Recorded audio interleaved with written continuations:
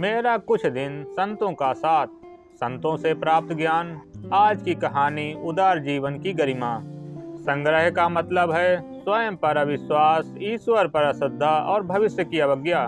जब पिछले दिनों हम अपनी अनिवार्य आवश्यकताओं का अर्जन करते रहे तो कल नहीं कर सकेंगे, इसका कोई कारण नहीं। यदि जीवन सत्य है तो यह भी सत्य है कि जीवन उपयोगी पदार्थ ईश्वरी कृपा से अंतिम सांस तक मिलते रहेंगे। नियति ने उसकी समुचित व्यवस्था पहले से ही कर रखी है। तृष्णा तो एक ऐसी बुद्धिहीनता है जो निर्वाह के लिए आवश्यक साधन उपलब्ध रहने पर भी निरंतर अतृप्तिजन्य उद्विग्नता में जलाती रहती है। जिन्हें ईश्वर की उदारता पर विश्वास है वे उदार बनकर जीते हैं। धरती अन्न उपजाती है, अन्न और वनस्पति उगाकर धरती समस्त प्राणियों का पेट भरती है, पर यह नहीं सोचती कि मेरा भंडार खाली हो जाएगा।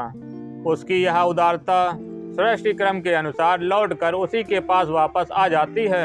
प्राणी पृथ्वी के अनुदान का उपभोग तो करते हैं, पर प्रकारांतर में उसकी निधि उसी को वापस कर देते हैं।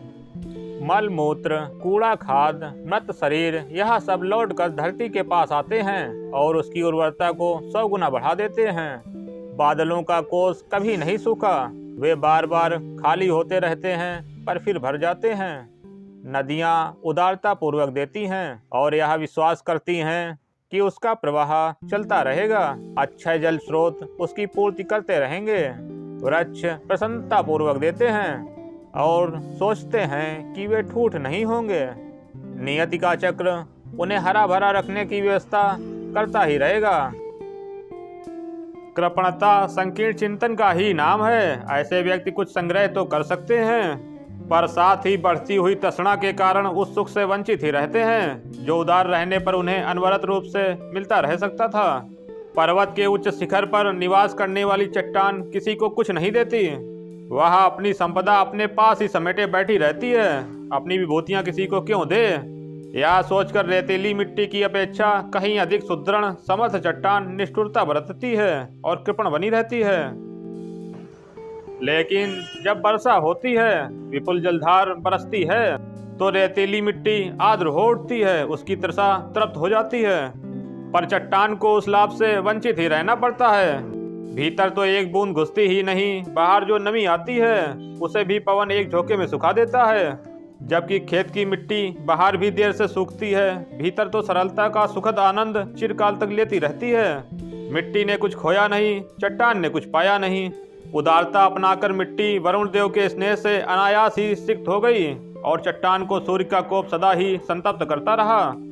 खिलते हुए पुष्प हमेशा ही हवा की झोली में अपनी सुगंध भरते रहते हैं, अपने पराग से कीट पतंगों मधुमक्खियों की सतत उदरपूर्ति करते हैं। ईश्वरीय व्यवस्था उन्हें कभी सुगंध और पराग की कमी नहीं होने देती। बहता हुआ पानी स्वच्छ रहता है, उसे लोग पीते हैं और नहाते हैं। गड्ढे में रुका हुआ पानी सड़ जाता है, पीने योग्य नहीं रहता। कृपणता रुके हुए गड्ढे की तरह है, उसका संग्रह सड़कर दुर्गंध ही उत्पन्न करता है। गड्ढे की संकीर्णता में बंधकर जल देवता की भी दुर्गति होती है। ऐसी दुर्गति से बचें एवं उदार जीवन की गरिमा समझें, देते रहने का आनंद पाएं। यदि आप एक धार्मिक व्यक्ति हैं और आपको सत्संग की बातें पसंद आती हैं तो चैनल को लाइक करें, सब्सक्राइब करें, बेल आइकन को प्रेस कर दें ताकि हमारे आने वाले वीडियो का नोटिफिकेशन आपको प्राप्त हो जाए।